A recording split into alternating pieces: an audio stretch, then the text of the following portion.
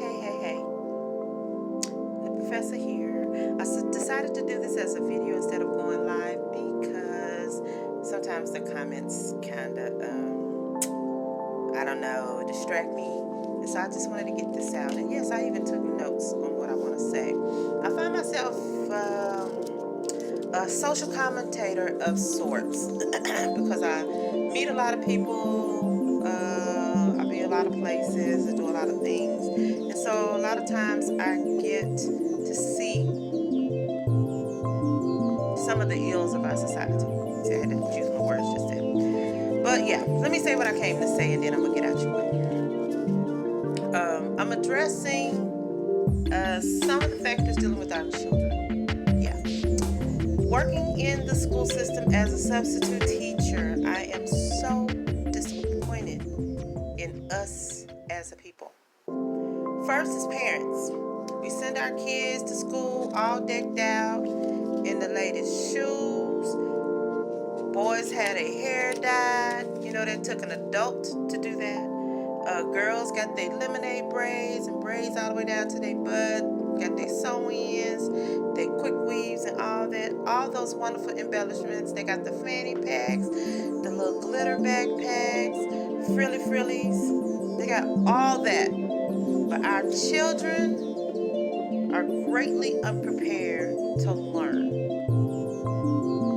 Totally ready to deflect though. Sometimes you can tell the ones who have learning issues. They're angry, they're argumentative. I don't know how. I don't see it. I don't get it. You see that a lot. They're totally ready to deflect. Thing is our children are bright, but they full of attitude, full of disrespect and disdain for teachers and elders, other adults. These children are this way. Why? Because it's allowed. Yeah, I said it. It's allowed. It's allowed. Parents, we got to do better. We got to do better. Children must cultivate a respect for our elders. Just for their position, there's a way you speak to elders. There's a way you behave in front of elders. That's just it. Sorry.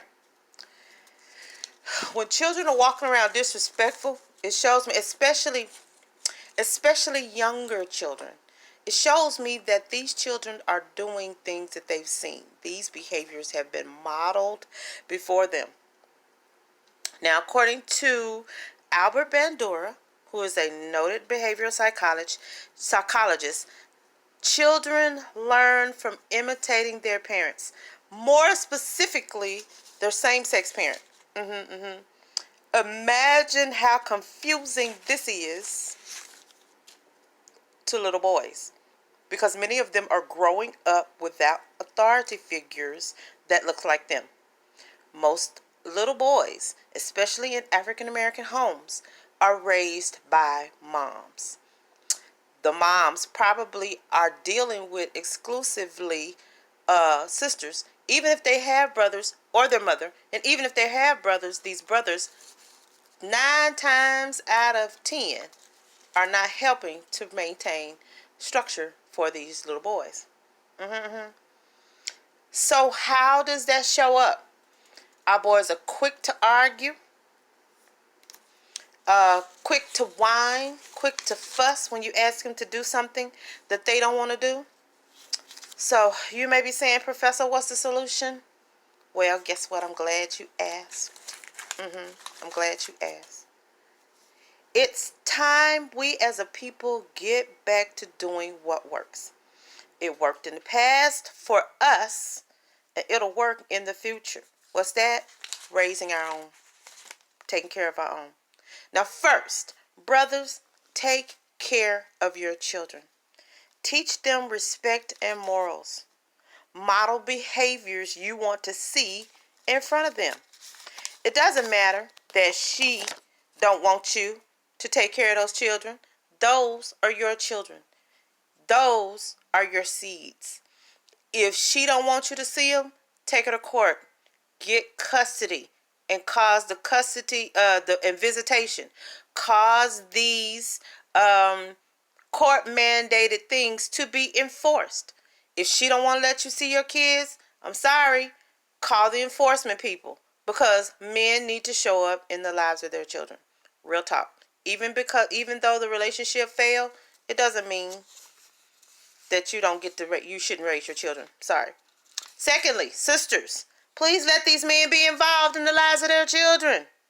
It doesn't matter that he's moved on. It doesn't matter that he got a new boo. It doesn't matter that you. I apologize. Ran out of storage. Camera turned off. Nevertheless, here I am picking up again. It doesn't matter if he's moved on. Doesn't matter he got a new boo. What matters is the welfare of your child. Especially the child. I mean, you say you love your child. The optimal developmental place for a child is in the custody of two parents that love him, even if it's in a co-parenting situation. Children should see a united front. That means the adults should act like they are both in agreement regarding the health and welfare of that child they say they love. When he sees mama and daddy, he should not see an opportunity to divide and conquer. This child should see, man, they should automatically think, I can't play one against the other. They should automatically understand that mama's not going to ask questions about daddy's girlfriend. Or daddy not going to ask questions about mama's boyfriend or husband. It's time out for us as adults. Our children are an indictment regarding who we are and what we practice. They are the revelation of our private moments, because our children will tell off on us. I have seen young children in the classroom, because what I sub from kindergarten all the way up to high school. But the youngest ones will tell it because they don't even realize they're telling it. The middle schoolers will tell it. They'll sit and throw shade and let you sip tea, tell all their business. And I'd be like, ooh, do they just realize they told all their mama business in that moment? No, they don't know. The youngest ones, they'll tell it out and play. Put that phone up to their ear. Why you calling my house? Don't call here no more. You just like your daddy. Saying that to their stuffed animals and their dolls during playtime. Or saying it, rolling their necks. And these habits and behaviors start showing up in their interactions with the other adults. Why? Because they see that. They see that. We need to start showing them something different.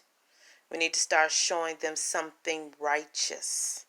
We need to start being the true leaders that the Most High is calling us to be for our children.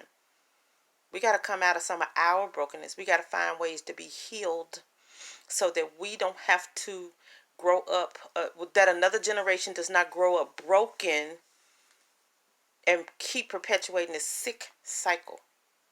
It's a sick cycle. It's time out. And hey, it starts with me. I just spent from 10 o'clock to noon talking to elementary students about what it is I do and my love for teaching. I have a desire to set us in another trajectory. And I wish that our people could come together so that we can teach our children what's not in the books.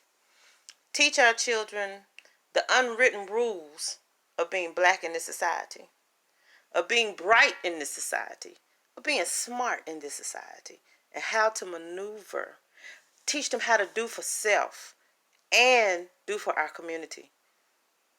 How to teach another what they know. How to use their hands to build. How to grow things. And how to bring their brother and sister up instead of acting like crabs in a barrel. Yeah. Our children are an indictment upon us. And me, I want to be convicted. I want to be tried and convicted for being a righteous parent. How about you? How about you? Think about it. All right?